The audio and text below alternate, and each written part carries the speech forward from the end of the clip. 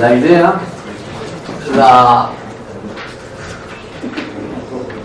el stock o fondo,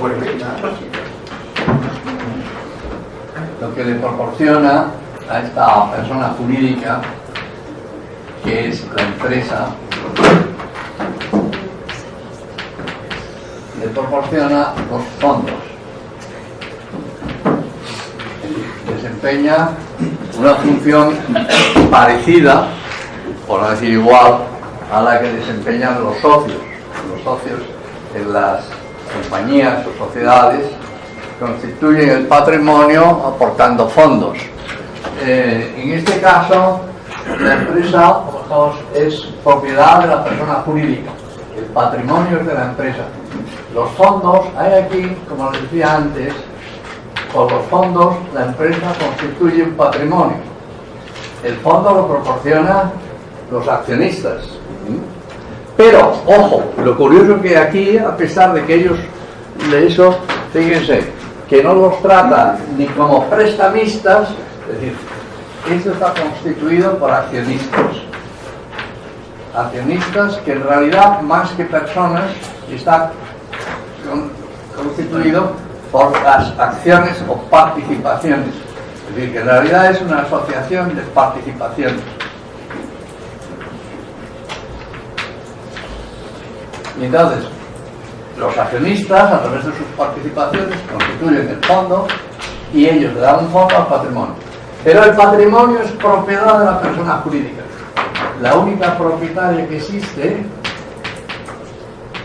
Y entonces, cuando le decían que es que hay ahí una venta oculta, porque estos señores les den los fondos y, como digamos, pierden la propiedad, porque se lo han dado a la empresa. ¿Sí? Pero fíjense, a estos señores no los van a considerar ni propietarios, que tampoco ellos quieren serlo, porque si fueran propietarios no tendrían la posibilidad de la responsabilidad limitada. Si fueran propietarios, es decir, la función de propietario naturalmente implica responsabilidad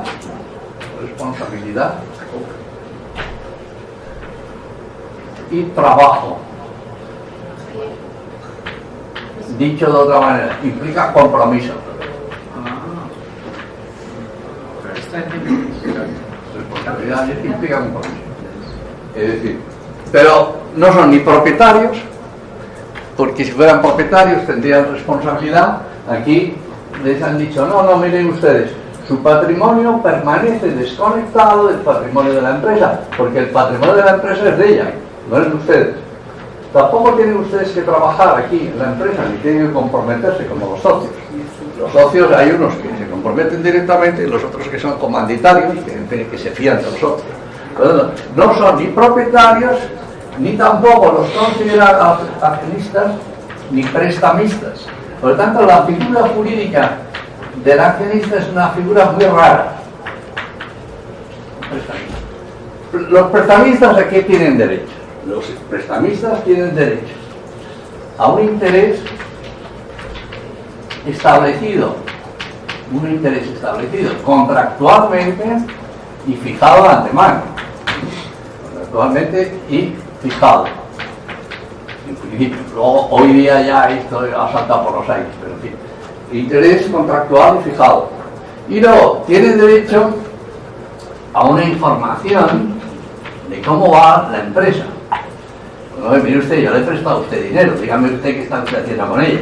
Es decir, tiene derecho a unos intereses, tiene derecho a una información suficiente para decir, oye, ¿qué están haciendo con el dinero que yo le he prestado? Eso tiene.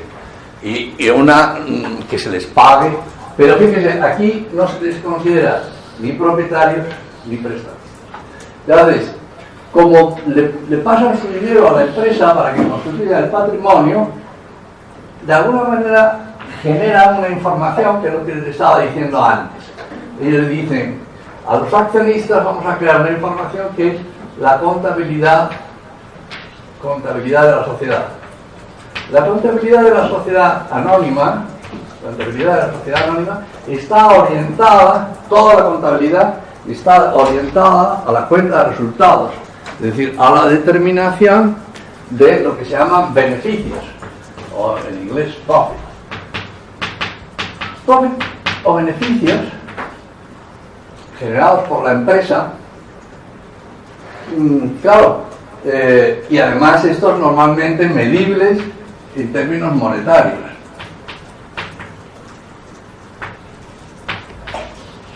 Este tipo de contabilidad, como le digo, es una contabilidad típica de la empresa capitalista, ¿sí? Porque en principio hay muchos modos de... Ahora, por ejemplo, se está poniendo muy de moda en determinados grupos de empresarios en Estados Unidos, es decir, vamos a hacer otro tipo de contabilidad que llaman contabilidad social.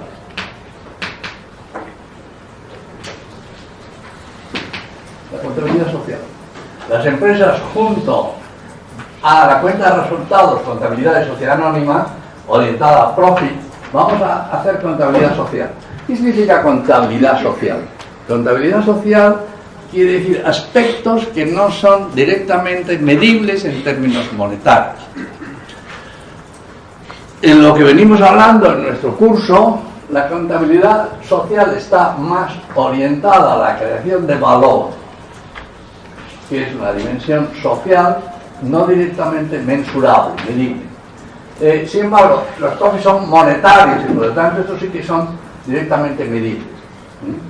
Entonces, la finalidad de la contabilidad le dije, estaba diciendo, se crea al mismo tiempo que la sociedad anónima, la sociedad capitalista, porque es una manera de asegurarles a estos señores, a las accionistas participaciones, que la empresa tiene una gestión, vamos, de acuerdo con los fines que ellos le han fijado a la empresa. Ellos le han fijado. Hay un control, es decir, fíjense, la corporación, estos señores se constituyen en corporación, que es una figura jurídica que, como les he dicho, es más propio de otras instituciones. Se constituye en corporación, es decir, que tiene derecho a gobernar y nombrar gobierno. Esto es un privilegio, nombrar gobierno. Nombra gobierno de la empresa. Es decir, estos señores, como esta empresa no tiene socios, no tiene responsable, ¿quién puede nombrarle pues se lo va a nombrar a la corporación? ¿Y con arreglo a qué principio? Con arreglo a la ley del gobierno, ley del Parlamento, porque si no, no tendría ningún derecho. Esto es un auténtico privilegio, un auténtico privilegio. ¿Sí? Porque, oiga, si usted no es el propietario, ni usted es el prestamista, ni usted es el socio, ¿usted con qué derecho nombra al gobierno de la empresa? Y creo que aquí se complica un poco más cuando empiezan a aparecer los accionistas mayoritarios y los minoritarios. Claro. Ya en Se la complica. segunda derivada... Bueno, fíjate, una cuestión muy importante que con tu pregunta sale a flote, que es que el gobierno de estas empresas es democrático, digo, de la corporación. Pero ojo, democrática, ¿qué es? Un hombre, un voto. Aquí es una acción, un voto. Luego es un gobierno democrático trucado. Pero creo que no es democrático, es en función a la tenencia de acciones. Por eso. Eso es. Lo que pasa es que en vez de un hombre, un voto, porque ni siquiera es un accionista un voto, sino es una acción, un voto. Claro, es que yo creo que nunca ha sido diseñado para ser democrático, porque toda iniciativa empresarial o de corporación empieza con una persona o un grupo de personas que toma una iniciativa de emprender, de hacer un emprendimiento, que después deriva del principio o posteriormente. No, pero ojo, acciones.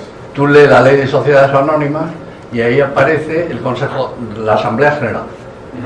La Asamblea General, el nombre de la Asamblea General dice que es el órgano supremo del gobierno de la empresa. Sí que es democrático. Eso es como el Parlamento. Es decir, lo que tú dices sería más sensato. Tienes un grupo de personas que adapta esa forma jurídica, que es lo que sucede ahora. Sí, es lo que sucede ahora, pero que es un abuso. decir, oiga, utilice usted la otra fórmula, utilice la normal, la de sociedad.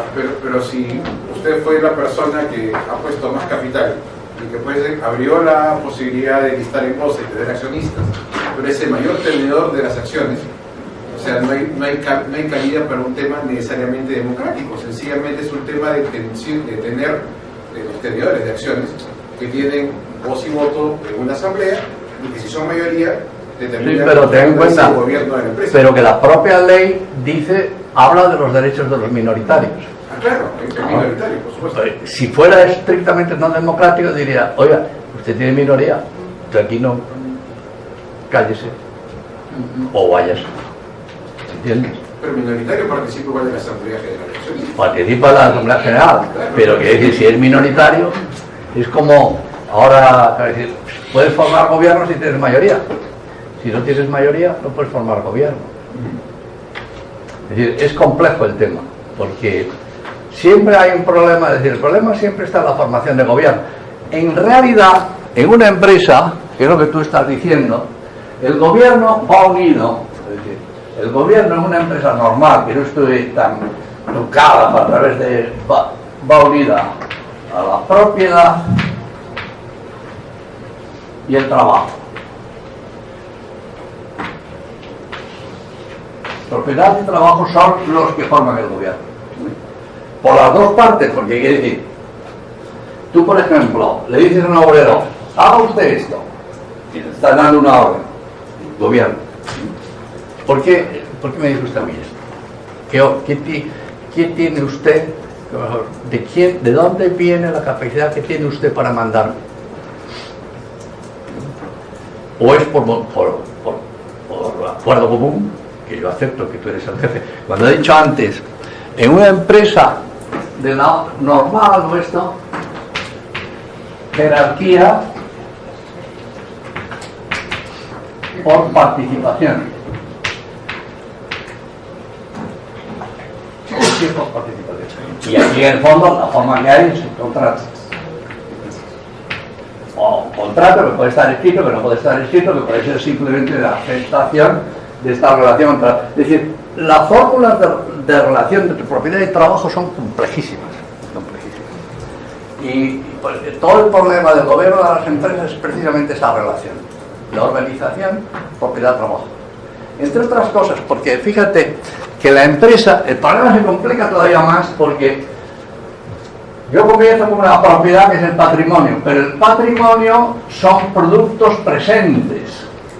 El trabajo es realización de una tarea a futuro. Entonces, la empresa realmente lo que va a crear es más propiedad. Y al crear más propiedad, tiene que volver a repartir la propiedad creada. Y una empresa tiene que crear propiedad, o tiene que crear valor, es lo mismo. Tiene que crear valor, tiene que crear propiedad. Propiedad que puede ser una parte no tangible. Por ejemplo, las pocas personas que trabajan en una empresa se enriquecen en sus técnicas, se enriquecen en su manera de trabajar, en su manera, por lo tanto, adquieren muchísimas capacidades. Que luego te encuentras que hay gente que, mejor, en una empresa, la gente que lleva mucho tiempo trabajando, pues se convierte en un activo intangible, pero un activo. Entonces, las relaciones dentro de la empresa tienen que ver con la creación de propiedad, y la creación de propiedad continuamente está, digamos, alterando las relaciones de gobierno y por lo tanto la organización. En cualquier organización donde tú trabajes, continuamente hay tensiones. Continuamente hay tensiones.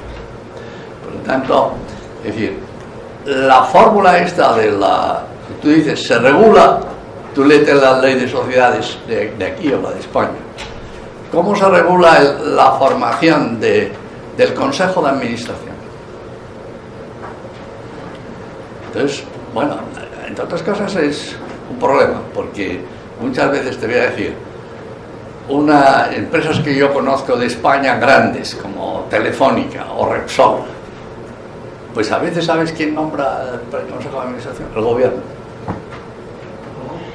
¿Por qué? Porque tiene un político que fue muy importante y tal, y lo coge como consejero y no tiene ni una sola acción. El Consejo de Administración viene a ser nuestro directorio. Es el directorio de usted, es lo mismo. Es decir, que el tema, como dejamos, está muy forzado y en cierto sentido se dice, ¿es gobierno democrático? No, no hay gobierno democrático. Lo que pasa es que no utilice usted la idea de que hay un órgano supremo de gobierno. No lo hay. Es decir, pero que no funciona con ese criterio. Es decir, el criterio de decir la mayoría, sí, pero una mayoría de capital. Pero si los accionistas le dan la plata, no son ni prestamistas ni propietarios, ¿qué son? Solo accionistas. Accionistas. Y dan la plata. Accionista es una figura creada por el Estado para favorecerlo, para darle un privilegio. Dan la plata con la esperanza futura que se la devuelvan a través de dividendos. No, que se la devuelva no, que se lo incremente. Incrementen. Si se la devolvieran serían prestamistas. Ya, ok, no. Porque también pueden no devolvérsela. Así es. Después de quebrar. Y nadie se la devuelve. No hay nada, no se devuelve nada. Es decir, que en el fondo, como dije, la figura del accionista es una creación rarísima. No se corresponde a una realidad. Pero no deberíamos pagarle una prima por riesgo. O sea, se hace. Pero Eso es lo que se le paga al prestamista. Pero también suena lógico. Al prestamista se le paga por el riesgo, lo que se llama, ¿cómo se llama? Beneficio cesante, o ganancia cesante. Costo de riesgo. oportunidad. O los economistas también le llaman costo de oportunidad. ¿Sí? Pero quiere decir, lo normal es que tú estés a las duras y a las maduras. ¿Sí? Fíjate, estos señores, bueno, ahora seguiré porque vuelvo a volver a este tema. La contabilidad, es decir, la contabilidad puede hacerse de muchas maneras. La contabilidad esta está orientada al accionista. La contabilidad está orientada al accionista. Que fuerza también el gobierno. Fuerza también el gobierno. Es decir, si la contabilidad, que es la información teóricamente de lo que está pasando dentro de la empresa, muchos gente especialistas en contabilidad te dice, la contabilidad es el reflejo de los hechos acaecidos en el seno de la empresa durante un periodo normalmente de un año, que se ha ido valorando monetariamente. Si toda la estructura de la contabilidad, esta cuenta de resultados, está hecha cada beneficio, estás sesgando la contabilidad. Tú puedes hacer otra contabilidad. Ojo, que además esta contabilidad está orientada a beneficios también porque le interesa mucho al gran cómplice de esta operación, el Estado. El Estado se alimenta del dinero, ya lo dijo Thomas Hobbes. El Leviatán bebe la sangre es el dinero. Entonces, al Estado, es más, el Estado es el primero que te exige tener contabilidad. Esta. Tú presentas a la SUNAT una contabilidad social que va a hacer lo siguiente. Solo para poner un poquito de picante. Esto existe en las empresas grandes que tenemos hoy. En las grandes. Empresas pequeñas que van viendo como trust. Normalmente las pequeñas, la mayoría de los casos son informales. Ya, ahora, gracias a estas empresas grandes, con estas dificultades que tienen, por ejemplo, tenemos una Telefónica o una Repsol, que han podido generar valor para la sociedad, pero porque han existido accionistas, porque si solamente hubieran habido socios con los modelos anteriores, no hubieran podido tener el tamaño y el alcance que tienen hoy. ¿Quién te diría? Es mi hipótesis, porque esto permite que aquella persona que tiene un excedente de dinero pueda invertirlo en una empresa como inversionista, como accionista y no como socio. Pero, por lo tanto, mi nivel de compromiso, o sea, socializa un poco para que la mayor cantidad de personas pueda participar de esto. esa es la explicación que están dando normalmente de por qué existen estas empresas, pero es una explicación muy discutible. Es más, si estudias la historia, se aprobó en el Parlamento de Inglaterra, este sistema se aprobó después de una discusión durísima. La mayoría de los empresarios estaban en contra. ¿Quién estaba interesado? El Estado. ¿Por qué le interesaba al Estado esto? Porque el Estado necesita... ¿De qué vive el Estado? Flujos monetarios. En un sistema de producción basado en empresas que no sean gigantescas, que no tengan grandes flujos de Estado, el Estado tiene gravísimas dificultades para conseguir dinero. Gravísimas dificultades. Entonces, al Estado le interesa mucho, fijaros, en este momento, mirar, por ejemplo, yo sé de memoria, la deuda pública de España. Tú miras el gráfico de la deuda pública de España y es así. Y no la podemos parar. Le hemos prometido a la Unión Europea que el año que viene hemos crecido en pocos años de tener un 40% de deuda, ahora tenemos 100% de deuda sobre el Producto Interior Bruto. Esto es consecuencia de este sistema. Esto es consecuencia de ese sistema. Es decir, de haber creado lo que tú dices, los grandes monstruos. Al final, cuando la gente a mí me pregunta, oye, ¿y por qué el Estado español se ha gastado 40.000 millones de euros? 40.000 millones, no sé ni lo que es eso. 40.000 millones de euros en rescatar a la banca española que estaba en quiebra, por haber hecho idioteces. Yo le pregunto, le digo, no te escandalices. El Estado y la banca son la misma cosa. Tiene que salvarla. Tiene que salvarla. Es que no le queda más remedio. Es decir, yo comprendo que esto es hablar contra la corriente principal. Claro, no entiendo por qué decía que iba en contra de lo que había ganado el premio Nobel, ¿no? Que más bien ellos comentaban, su estudio era sobre las asociaciones público-privadas para generar... Mira, de hecho, hoy día, las grandes, aparte de que son creación del propio Estado, las grandes empresas son creación del propio Estado. Si el Estado no hubiera creado la ley de sociedades anónimas, ¿tú crees que la gente habría montado esto? Porque necesita del poder del Estado para hacerlo, si no, no. Tú no puedes llegar y decir, oiga, yo tengo responsabilidad limitada. Tú vas a un juez y le dices, y este señor dice que él tiene responsabilidad limitada, y te dirá, pues ni hablar. El señor tiene que pagar igual que todo cristiano. Si tú dices, yo no tengo responsabilidad limitada, y te pregunta el juez, ¿y por qué? Porque hay una ley que lo dice. Pero y entonces la gente adversa al riesgo tampoco se metería... Mira, ¿sabes por qué? Te voy a explicar una... me hacéis preguntas interesantes y ya me desvío del asunto, pero ¿sabes por qué existe esto? ¿Por qué tenía interés el Estado?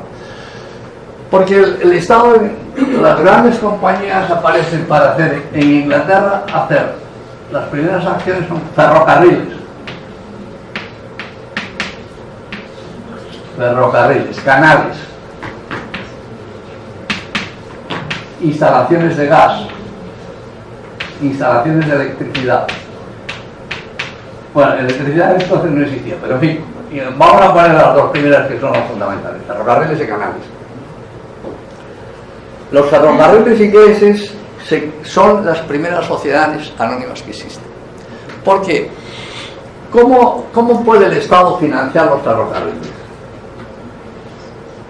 ¿Cuál es la manera normal que tiene el Estado de financiar los ferrocarriles? A través de los flujos. Bancos de desarrollo.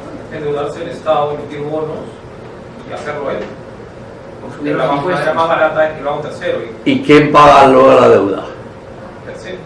Ciudadano. Los ferrocarriles, los canales, los pagan con impuestos. ¿Le agrada al pueblo los impuestos? No. Le agradan los ferrocarriles. ¿Qué? ¿Le agradan los ferrocarriles? Y si son gratis, mejor. Y si son gratis, mejor. Pues eso es lo que hizo el Estado. Dijo, tengo una fórmula muy buena.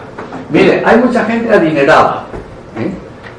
Vamos a crear una fórmula que inviertan en una operación gigantesca como es esta, creando una joint stock. Es decir, la ventaja que tenía este sistema es que puedes reunir una cantidad fabulosa de dinero. Pues ya, si tú empiezas a sacar acciones de una compañía de ferrocarriles con la garantía del Estado, bueno. Entonces, esto es una manera de conseguir fondos privados, ¿bajo qué atractivo? Bajo el atractivo de que nunca afectará a tu patrimonio personal, nunca, que tienes responsabilidad limitada, y que luego además estará muy bien retribuido. Con eso recuperas el interés. Tú estás diciendo, claro, tenemos teléfonos, tenemos... Sí, pero luego al final, ¿por qué te he dicho yo? La deuda pública crece mucho. Nosotros estamos en un peligro de democracia, es decir, esto puede acabar con la democracia, ¿eh? En España está a punto de acabar con la democracia. Si el gobierno tiene mucha deuda pública, y además, ¿qué sucede? La gente, como tú has dicho muy bien, queremos todo gratis. Ayer en el Parlamento Español los sindicatos presentaron que hubiera una renta universal fija a todos los españoles, trabajen o no. Propusieron 900 euros por hispano. Claro, decir, oiga, ¿y dónde vamos a sacar ese dinero? Pues de aquí. Más deuda. Más deuda. Más deuda. No, ¿y entonces qué sucede? Al final tú puedes deuda, pero tienes que pagarla, ¿no? Y si tienes que pagarla, la única manera son los impuestos. Al final tendrás que pagar impuestos, ¿no? Es decir, tú vas a un restaurante, aquí hay unos restaurantes muy buenos en Lima, y dices, tráigame primero un tiradito, pero no tienes dinero, tendrías que pagar.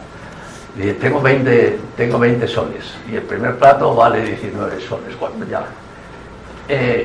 Pero quiero seguir comiendo, tráigame ahora, ¿cómo se llama esto que hemos comido? Taco. ¿Cómo evitas pagar? Seguir comiendo. Tráigame otro plato.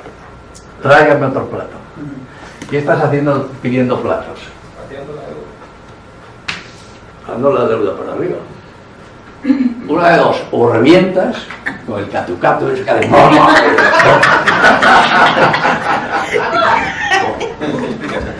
o no te queda al final que levantarte y decir, ¿dónde está la cocina? Te voy a lavar los platos.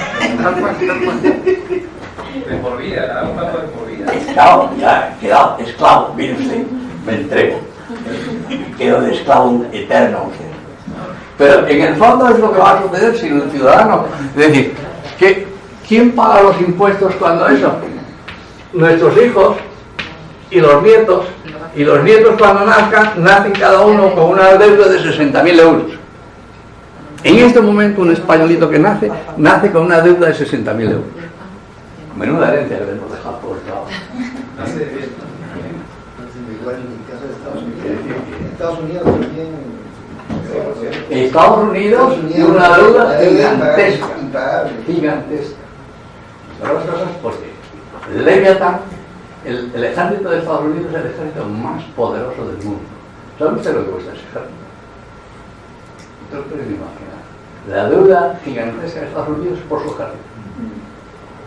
Ahora no quieren reducirlo. ¿Por qué no quieren reducirlo? Porque es la superestaca. Es el Leviatán de Estados Unidos, te enseña los dientes del Leviatán y te dice eso.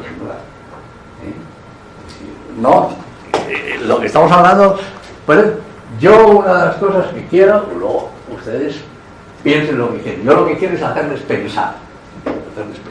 Y hacerles pensar es hacerles ver que bajo la apariencia toda la gente dice, ¡qué eficiencia! ¡Qué eficiencia! Sí, oiga, pero mire usted todos los aspectos. Es decir, para poder juzgar hay que ver todos los aspectos. Yo te voy a decir, oiga, pero en Dinamarca viven de miedo. Hombre, claro. Y dice, pero vaya usted al sur del Sahara y mire usted cómo vive la gente. Pero no tiene que ver nada con... Seguro que no tiene nada que ver con Dinamarca, seguro. ¿Sí? Es decir, que muchas cuestiones de estas hay que replanteárselas y hay que verlas.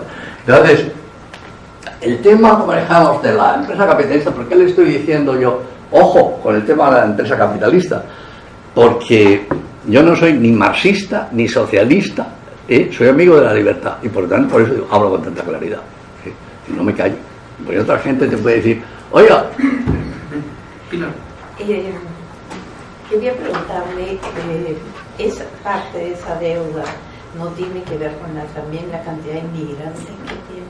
No, ¿saben con lo que tiene que ver? Mire, en España tenemos una seguridad social, es seguridad social buenísima, buenísima. Yo soy jubilado, tengo que tomar un montón de medicinas carísimas, ¿eh? No les voy a contar mi historial médico aquí, pero te voy a comprar medicinas. ¿Sabes cuánto pago yo después de comprar un taco de medicinas así, como jubilado? 40 céntimos de euro. Aquí he visto las farmacias y digo, bueno, aquí no, aquí me muero en 15 días. Si tengo que comprar las medicinas aquí, ¿eh? Te lo paga el Estado, te lo paga el Estado. Es decir, la deuda que tiene la Seguridad Social española es gigantesca, ¿eh? Es decir, que tienes escuela pública, ¿eh? Universidad pública, y además la gente, cuando llega el momento, los señores que quieren ganar las elecciones te dicen, oiga, yo voy a bajar los impuestos y voy a aumentar los servicios sociales. Oiga, y eso, ahora hay un partido populista que es Podemos, que es los que han propuesto esto. Que yo me acuerdo que hace muchos años en la Universidad Complutense de Madrid, en la Facultad de Políticas, había un letrero pegado que ponía, eso les vendrá muy bien con ustedes para el examen, ponía, aprobado general con cargo a la seguridad social. Aprobado general, es decir, todo gratis, es decir, que se pierde muchas cuestiones de disciplina. Evidentemente que tiene ventajas, ¿no? Para el Estado, por ejemplo, tiene ventajas. Fíjate, esto es una especie de eutanasia, porque el Estado dice, los ricos me ayudan a construir los ferrocarriles, ¿eh? Y entonces, además, ellos no tienen que pagar impuestos, van a recibir más ganancias. ¿Qué inconveniente tiene esto? Que a través de ese sistema yo estoy apretando a la empresa. Y entonces, ¿qué sucede? Mucho desempleo. Y si hay desempleo, ¿quién cubre? El Estado.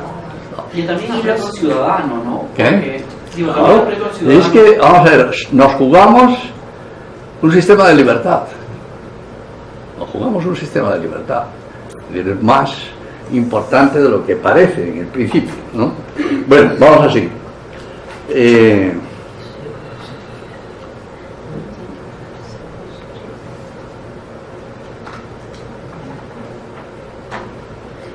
Profesor, los inmigrantes también tienen seguro social. Sí, sí, claro.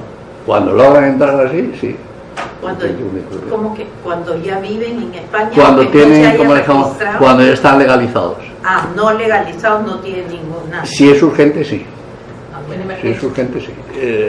Tenga papeles, no tenga papeles, si lo atropella un coche en la calle, entra a la seguridad social y se le paga todo. Pero si no, no. Bueno, fíjense, tiene una gran ventaja este sistema, porque la garantía de los créditos, ahora la garantía de los créditos, antes tenías que medir los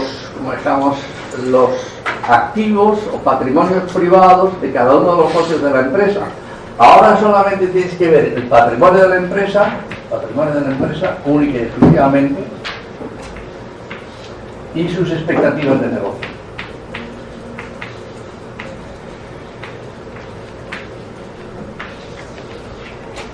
Esta limitación de quedarse solo con el patrimonio de la empresa quiere decir que abarata notablemente el crédito de las grandes empresas. Las grandes empresas pueden lograr crédito con muchísima facilidad. El otro día leí una noticia que decía que el Corte Inglés no, es decir, tiene ofertas de financiación. Se dice, o como Inglaterra, como Alemania, ¿no? Alemania está teniendo financiación con tipo de interés negativo. ¿Por qué? Porque cuando hay muchísimo dinero, la gente no quiere perderlo. El dueño de Zara en España tiene un problema gravísimo y tiene miles y miles, gana todos los años del orden de 900 millones de euros. Los 900 millones de euros, ¿cómo los colocas? Está comprando edificios en el centro de Manhattan, en el centro de no sé qué, porque es un intento, como dijimos, de mantener el dinero, ¿sí? Pero ¿qué te pasa? Que a las grandes empresas les abaratas el crédito. si les abaratas mucho a las grandes empresas el crédito porque ellos tienen estas ventajas, ¿qué le sucede a la pequeña empresa? Que lo pones dificilísimo. Lo pones dificilísimo. Porque los otros te están diciendo, yo me financio, ¿cómo puedo competir? ¿Cuál es la única manera de competir? Siendo un genio. Es decir, tú puedes competir con ellos si tú descubres algo, por ejemplo el de Steve Jobs, ¿no? Eres capaz de descubrir un invento que te ayude a superar a la barrera financiera. Es decir, que vengan a ti, porque de repente la gente, muchas veces, al final te encuentras con el problema de la inversión, que el problema de la inversión o compras edificios o tienes grandes ideas, y tienes que descubrirlas, dónde están y qué puedes hacer con ellas. Bueno. Profesor, una pregunta. ¿Qué? ¿Se ha hecho algún modelo o ha escuchado algún caso que funcione un hombre, un voto, en vez de una acción, un voto? No funciona. ¿No ha escuchado? Y te digo yo que no funciona. No funciona. No funciona. Te he dicho que el gobierno siempre tiene que ver, desde siempre tiene que ver con la propiedad, trabajo, organización, patrimonio, siempre. Es decir que... Lo que estaba pensando era, a veces uno vende una participación y al desmembrarla hace acciones, entonces por eso hay accionistas minoritarios y mayoritarios. Pero pienso que si se divide en función al número de postores, el número de personas, siempre la división va a ser proporcional y por ende va a ser un hombre, un voto. Y así evitar los problemas que generan eso. Pero a la hora de la verdad no es así. A la hora de la verdad no es así. Es decir, ten en cuenta además otro problema muy importante y que tiene una gran ventaja, es que las empresas, al ser personas jurídicas, estas empresas al ser personas jurídicas pueden, como son personas, pueden comprar. Pueden comprar. Por lo tanto, fíjense, solamente es posible comprar a otra persona jurídica. Tú dices, ¿cómo compra una persona jurídica a otra persona jurídica? Eso es absurdo.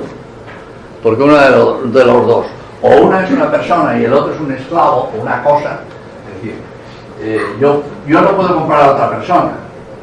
Sin embargo, ahora se ha creado, como decíamos, los grandes conglomerados de empresas que son a través de las corporaciones. Sucede que una empresa compra a otra, compra las acciones de otra, con lo cual hay una empresa que al mismo tiempo es accionista, shareholder, lo cual la cosa se complica hasta lo infinito. Y entonces ahí tenemos otra vez el problema que decimos un hombre, un voto. Oiga, mire usted, es que uno de los accionistas de estos, es la General Motors.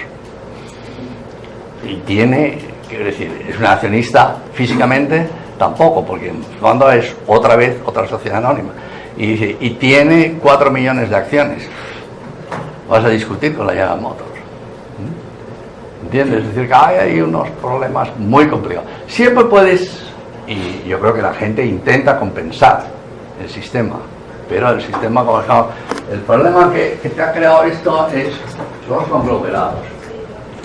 Al principio, la idea fundamental cuando comienza este tipo de empresas en Inglaterra, la idea era que los accionistas, accionista 1, accionista 2, en fin, accionista N, tuvieran lealtad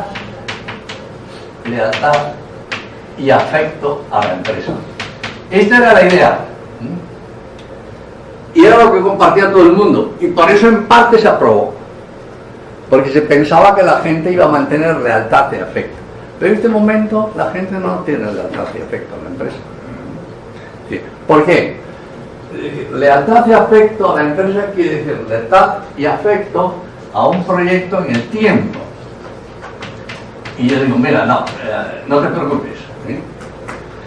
El otro día estaba hablando con un personaje muy importante del País Vasco, de Bilbao, el presidente de una compañía que hace motores de aviación, de reactores. para un caza de aviación. Uno de sus accionistas es la Rolls-Royce, que ahora me ha dicho que ha tomado posición mayoritaria. Y yo le dije, explicándole esos temas, me dijo, en mi caso no tengo eso. Digo, tú no tienes presiones financieras. Y me dijo, podría tenerlas, pero no las tengo. Digo, ¿por qué? Y me dijo, porque es de interés militar. Y al ser de interés militar, la Rolls-Royce y los estados, es decir, el Estado español y el Estado inglés y la Unión Europea está interesado en que esta empresa desarrolle el motor para el caza de guerra europeo. Saben que hacer un avión reactor para un motor, y él me dijo, mira, el tiempo medio del proyecto que estamos haciendo de motor, ya han hecho ellos un caza que está volando. Ahora quieren hacer un caza mejor, superar eso. Dice, nosotros estamos trabajando con la idea del día de que el año 2023 esté el otro proyecto. A 2023 tenemos que invertir una cantidad obscena de millones de euros. ¿Por qué no se van los accionistas de ahí de atrás? Porque está la defensa militar. Están los estados detrás diciendo a la Rolls-Royce, no, vamos a mantener esto. Es decir, como ven ustedes, cuando te encuentras con la realidad, los problemas son complejísimos, porque se complican intereses militares.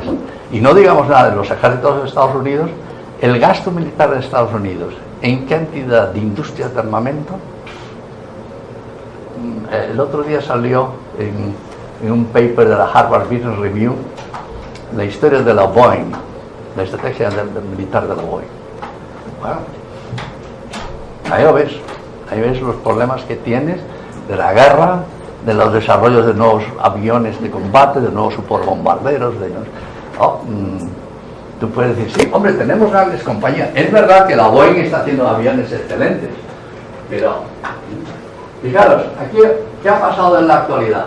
Que esta lealtad y este afecto ha desaparecido porque todo el mundo ha dicho, no, mira, tú en vez de estar a esta empresa, tú estate en la X hasta que la X te esté dando buenos beneficios. Si de repente aparece otra que te da mayores beneficios, pásate de la X a la X. Pero eres tonto. Es decir, se ha cambiado el sentido. Fíjense, en este momento, antiguamente la competencia entre las empresas es por el producto o el servicio. Ahora la competencia entre las empresas no es por el producto o por el servicio, sino la competencia es por el capital financiero. Es decir, tú tienes ahí una masa de capital financiero que se dirige hacia una empresa o en otra en función de la retribución. Bueno, la empresa capitalista, la gran empresa capitalista, va contra los principios liberales, contra el neoliberalismo. Es una contradicción, esta empresa es una contradicción contra los principios neoliberales. Por la siguiente razón. Ustedes, señores liberales, han dicho que el principio de orientación de gobierno de cada individuo es el propio interés, es el Pinterest. Que nadie puede actuar en nombre de otro porque cada uno para sus propios asuntos es el mejor juez. Yo soy responsable de mis actos. Entonces, señores liberales, ¿por qué han acudido ustedes a esconderse bajo el ala del Estado? Si ustedes son tan liberales, ¿por qué no aceptan su propia responsabilidad? Es muy cómodo crear una ley para protegerse. ¿No cree usted que en algunos casos no es que se escondan bajo el ala del Estado, sino que pueden ser más fuertes que el Estado, manipulan o También. gestionan a través de lobbies las leyes de tal manera que les sean favorables y el Estado es solamente un intermediario? Que tenga el buen viaje. O sea, manipulan las leyes de tal manera que el Estado sea un intermediario de acuerdo a sus intereses. Sí, efectivamente. Pero, ¿por qué son más fuertes que el Estado? lo que el Estado no esperaba es que le saliera un hijo respondón. Es que El Estado pensaba que iba a dominar estas compañías, pero de hecho en este momento hay corporaciones que están muy por encima en poder que muchos estados.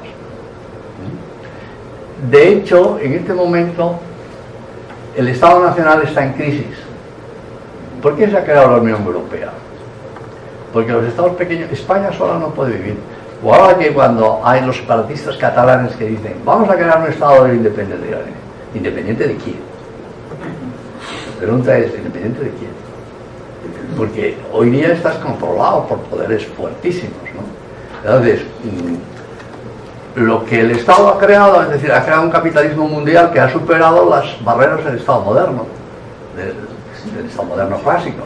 Lo que tú dices es verdad. ¿Y qué pasa además? Que a la vez la presión para la corrupción es más fuerte. Tú lees cosas y, bueno, yo como dije aquí no sé mucho de lo que ponía esto, o que pone la señora o señorita Heredia. Bueno, pero parece que hay un problema ahí político y que tiene que ver con la corrupción o no tiene corrupción ya determinan los jueces, pero te lo encuentras en España, te lo encuentras de todos lados, ¿no? Es decir, problema grande, delicado. Entonces,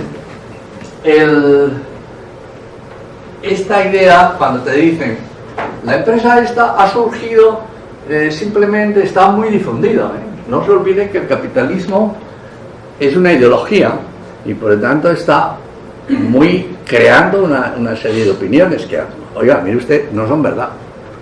Interese usted de las cosas, ¿no? Oiga, que tiene ventajas, porque claro que tiene ventajas, sobre todo para usted, ¿eh? Pero vamos a examinar qué efectos y repercusiones tiene. Esto no quiere decir que no se pueda hacer fórmulas, sí que hacer fórmulas, y se puede hacer leyes especiales, pero bajo un control muy serio. Bajo un control muy serio. Porque si no, se crean bastantes problemas en esto. Bueno.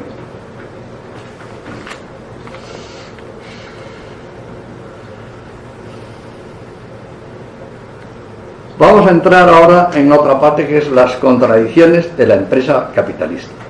Las contradicciones que conlleva, vamos a recordarlas esencialmente porque son sencillas. Ya he dicho, fundamentalmente lo que hace es la desaparición de la empresa. La empresa de hecho desaparece.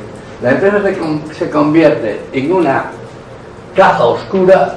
Es decir, esta empresa convertida en persona jurídica se convierte en una caja oscura de generación de flujos monetarios. La empresa, lo que haya dentro de la empresa, fíjense que dentro de la empresa no hay socios, no hay gobierno, porque el gobierno tiene que ser impuestos desde fuera. El fin le es fijado también desde fuera.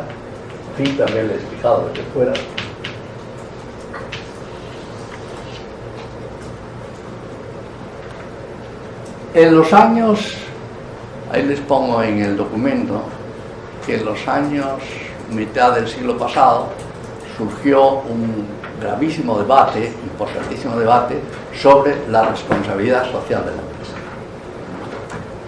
Un debate que todavía está vivo. ¿Qué es la responsabilidad social de la empresa? Pues mire, incluso los que gobiernan las empresas, desde dentro de la empresa, los llamados CEOs, estos, como les he dicho, son asalariados. Estos señores son asalariados.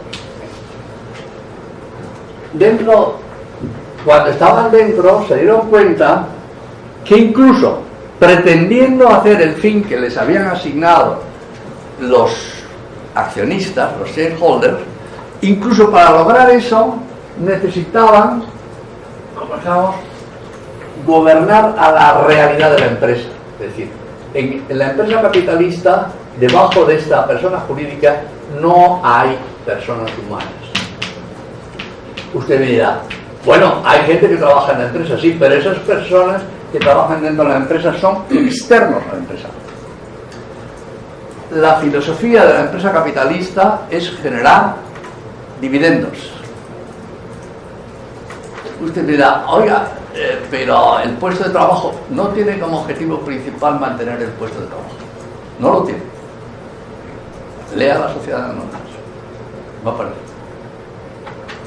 No tiene como objetivo mantener el puesto de trabajo. Lo que tiene es más, en este momento en España, el banco que yo trabajo para él, acaba de hacer un ERE, que es una reforma de empleo, un ERE que pone en la calle a 2.500 empleados. Yo le he escrito al presidente del banco, que lo conozco, y le he dicho, no estoy de acuerdo. No estoy de acuerdo. Se cierran cerca de 600 oficinas, se ponen a 2.500 empleados en la calle y en el informe dice, nos ganaremos de esta manera 200 millones de euros, que es imprescindible porque tenemos una cotización muy baja en bolsa y es imprescindible para mejorar nuestra cotización en bolsa. Si no, acabarán por comprarnos. Bueno, esto es una decisión que tiene que ver con la responsabilidad social de la empresa. La responsabilidad social de la empresa es, oiga, ¿yo mantengo los puestos de empleo o no? Porque claro, si tú pones a cerca de 1.500 familias, les dejas fuera de sus fuentes de alimentación o de fuentes de mantenimiento, creas beneficio para tus accionistas, pero estás creando valor. Pues tengan en cuenta que las familias que se quedan sin dinero, las familias son una fuente también de generación de valor y de dinero, porque compran, pagan los colegios de los niños, hacen muchas cosas. Tomar decisiones de esta entidad es complicadísimo, es complicadísimo. Entonces, el problema que tiene, es decir, la contradicción fundamental de la empresa capitalista es que es una falsa persona. ¿Recuerdan ustedes que les decía? Los franciscanos, cuando estudiamos el otro día los franciscanos dijeron, queremos vivir como no propietarios. No propietarios. No queremos vivir como propietarios porque ese es el espíritu de nuestro fundador, San Francisco. No queremos vivir no propietarios. Queremos vivir de la limosna. Yo voy a decir, los accionistas o capitalistas, aunque les parezca muy duro lo que voy a decir, ellos dicen, no queremos ser propietarios.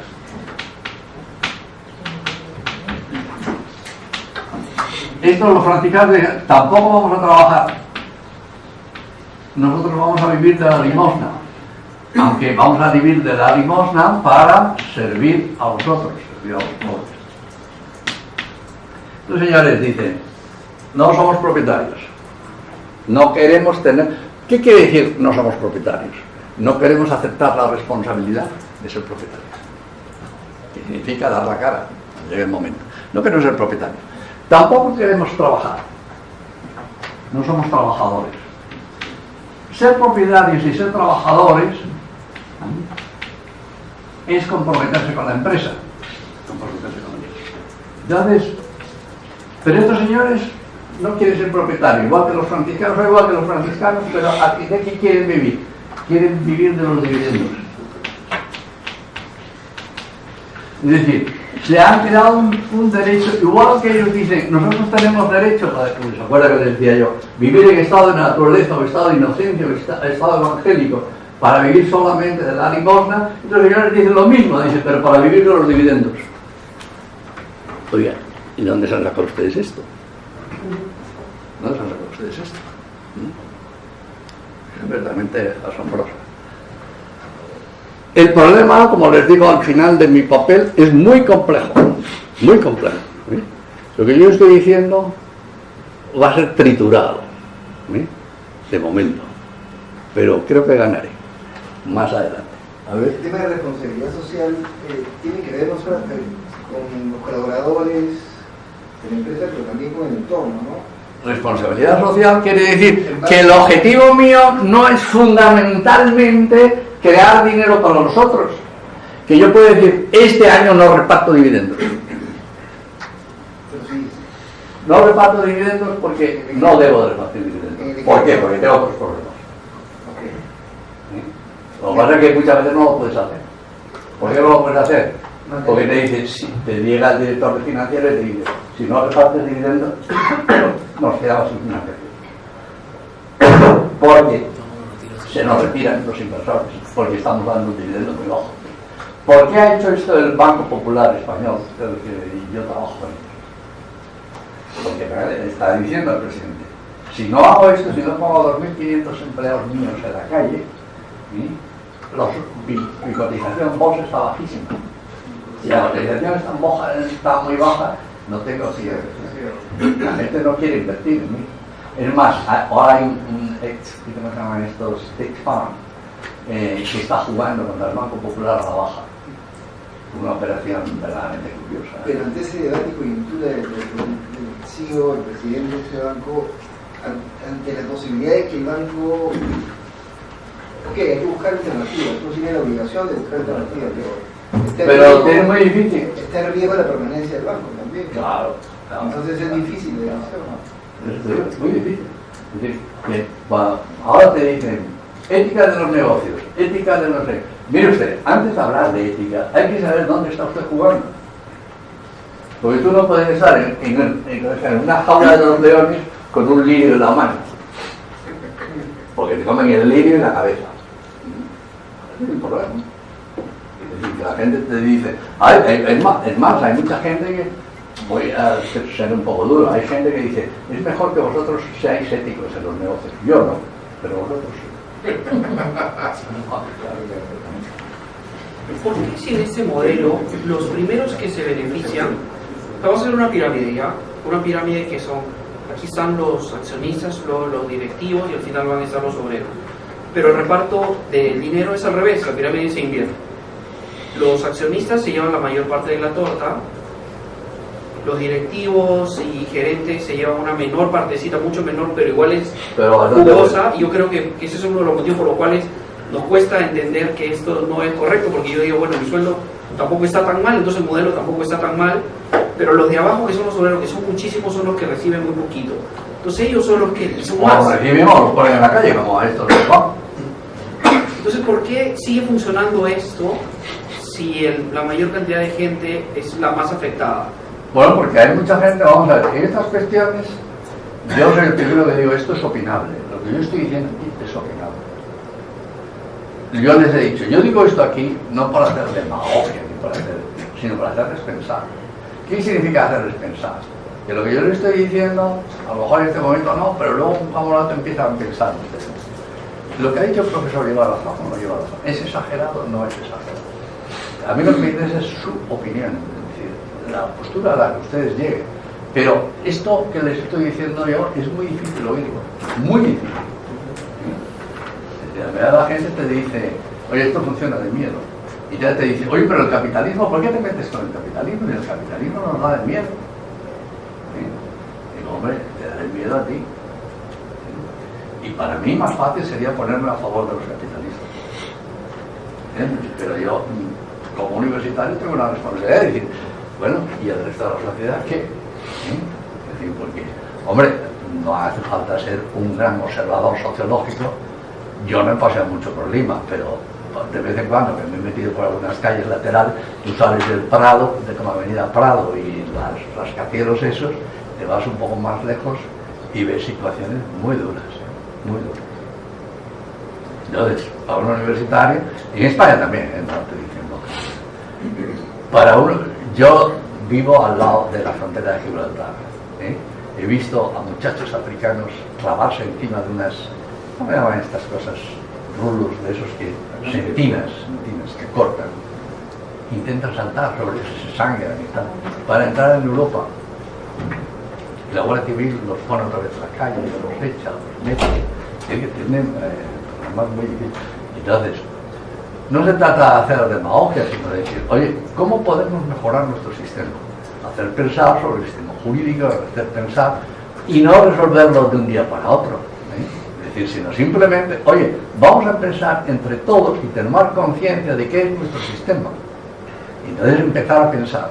Yo no voy a decir, oiga, salgamos y arrasemos Manhattan, y se me pasa por la cabeza. Y poner un granito de arena no es si es que en algún momento estamos no somos accionistas, si no llegamos o estamos en la parte directiva, imprimirle este lado más equitativo entre los trabajadores que trabajan para nosotros y todo eso, dado que de repente cambiar el modelo completo está un poco más alejado de nuestras voluntades. No, es decir, yo veo, por ejemplo, que en el propio Estados Unidos hay ya corrientes muy importantes en este sentido, en el que estoy yo diciendo. La gente ya empieza a ser consciente. Los buenos empresarios son bastante conscientes de lo que yo estoy diciendo.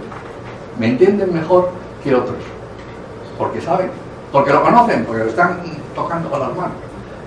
Y el tema de la responsabilidad social es cada vez más fuerte entre los empresarios norteamericanos, pero son muy conscientes del problema. Es decir, toda la campaña electoral entre Hillary y Clinton es una batalla sobre esto. Y que ninguno de los dos dice ninguna cosa, desde mi punto de vista, muy acertada. Profesor, y yendo al encuentro de lo que dijo Miguel, eso de, si bien es cierto que las personas jurídicas, las constituidas por la legislación de las sociedades, no tienen, digamos, forma de ser sancionado porque no quiere una persona humana, al designar los accionistas, sus representantes en el consejo, ellos por obligación legal tienen que tomar buenas decisiones responsablemente, porque ellos sí pueden responder con su mismo patrimonio, inclusive con pena de cárcel y en algunos casos de decisiones poco diligentes, digamos, ¿no es cierto? Eso era la idea originaria. Es decir, Es que la ley de sociedades... la idea originaria era eso. Y la ley de sociedades sigue manteniendo esa figura. Tú lo lees y parece que es eso. Pero la realidad se ha alejado mucho. ¿Por qué? Porque se ha producido, cuando yo he puesto ahí en el texto, la financiarización de la economía. Es decir, que se ha cambiado la economía desde el punto de vista de atender a la empresa. Oye, yo quiero que la empresa funcione bien. En vez de atenerme a la empresa, me estoy preocupando por un resultado que es el resultado única y exclusivamente financiero de la empresa. Juzgo a la empresa solo por el resultado financiero. Y he perdido, inicialmente, incluso los promotores de la ley de sociedades anónimas inglesas y francesas, lo que querían es lo que tú estás diciendo. Pero ¿qué ha pasado? Que luego, a la hora de la verdad, en el momento en que uno dijera, tú estás haciendo el tonto siendo leal a la empresa y no vendes la acción porque está pasando un mal tiempo, es muy difícil luego que tú no lo hagas. Si tú ves que las acciones de tu empresa están bajando cada día en la bolsa, ¿hasta cuándo vas a aguantar tú? Abandonas el gato, es decir, me tiro al agua. Yo no quiero, vendo. Entonces, si hay un sistema, vamos a ver, aquí otro inciso muy importante. John Maynard Keynes dijo lo siguiente. John Maynard Keynes me entendía bastante lo que yo estoy diciendo. Es más, en algunos aspectos yo estoy de acuerdo con él, en algunos aspectos, no en otros. John Maynard Keynes, que ganó muchísimo dinero, dijo, hay que distinguir entre inversión real e inversión financiera. Decía él, la inversión real es irreversible. Y por lo tanto, si es irreversible, exige compromiso y responsabilidad. No te puedes dar marcha atrás.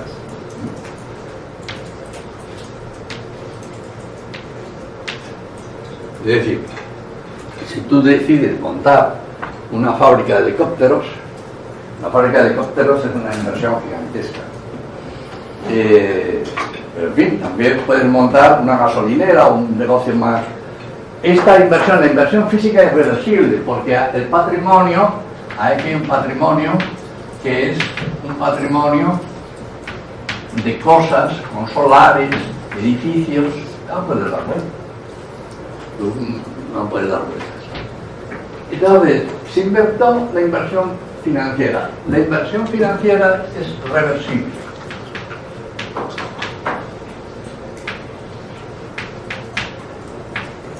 No exige compromiso.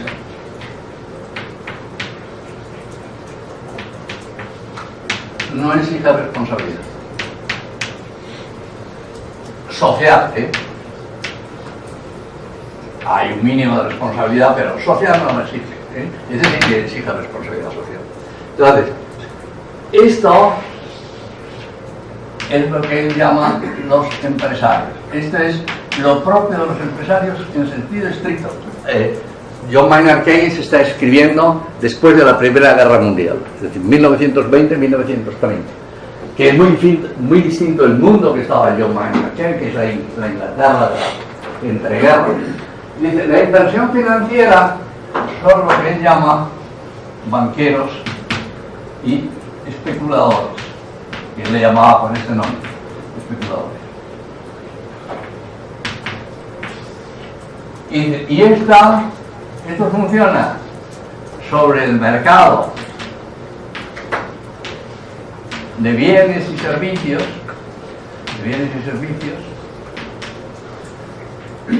y este funciona sobre el mercado de expectativas de rendimiento financieros, lo que normalmente se llama la bolsa. Él dice, un sistema económico sano tiene que contar con las dos cosas, pero dice, ojo, cuando un sistema económico predomina esto sobre aquello, si predomina esto sobre aquello, ¿sabes lo que dice John Maynard Keynes? Dice, esa economía es lo más parecido a un casino.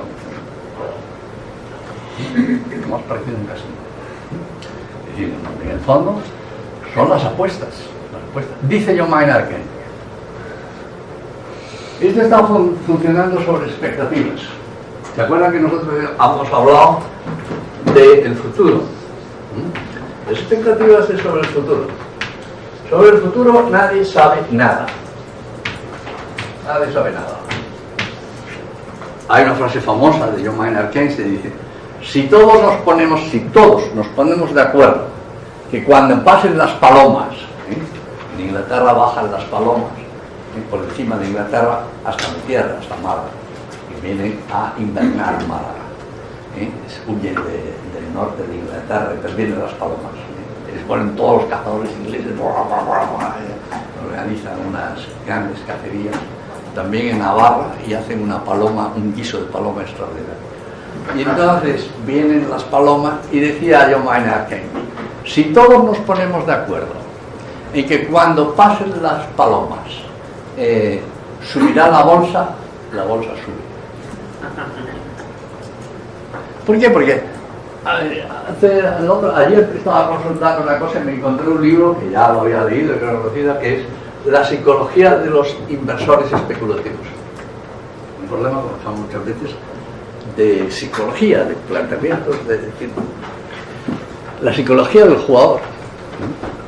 He observado que aquí en esta ciudad hay muchos casinos. Sí, pero tú creo que hay muchos jugadores, más que todo es un lavado de dinero. Lleva dinero, claro. Y te abierto que la bolsa también no puede jugar todo el mundo, Bueno.